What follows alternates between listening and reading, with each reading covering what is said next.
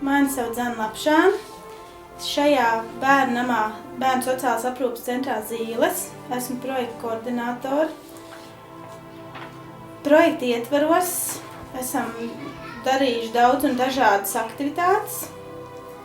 Mēs esam bijuši dažādu skolu atvērto durvju dienās, piemeklējuši bērniem interesējošas profesijas, kurās viņi vēlētos strādāt. Vislielākā interese bija viesnīcu, bārmeņu profesija, konditora, pavāra un automehānika profesija.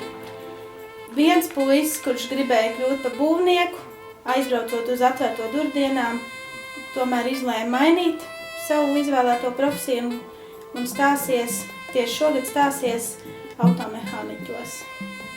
Aizbraucot ar meitenēm uz atvērto durvju dienām, lai redzētu, kāds ir pavāra darbs, meitenēm bija liels pārsteigums, kad pavāra profesiju izvēlās ne tikai meitenes, bet arī puiši un uzdodot jautājumus. Tas ir apmēram 50/50, ka nāk mācīties arī puiši pavāra profesijā.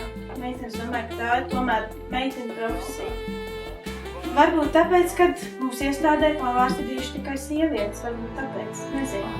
Ļoti liela saskarsme bijusi tieši ar pavāriem sievietēm. Pieredze tāda bijusi. Trešdienas nodarbībā pārunājām par to, kā bija decembrī, kad aizpildīja anketas jaunieši un kā ir tagad. Daudz viedoklis mainījās.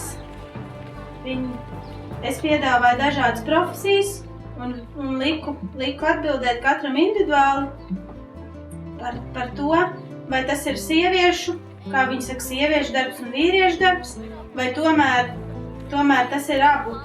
Un ļoti daudz bija pārdomājuši, un par šiem 5 mēnešiem viedokļi mainījās. Arī šodien, kad mēs bijām dārzā, meitenes un puiši kaplēja vagas, un viens puisis kliedz, tas ir vīriešu darbs, un jūs teicāt, ka ir vienlīdzība, un tad beigās mēs vienojāmies, kad nav vīriešu darbi un sieviešu darbi, bet ir smagie darbi un vieglie darbi, kad vīriešiem tomēr ir jāuzņemās tādu darbu, ko sieviete nevar paveikt.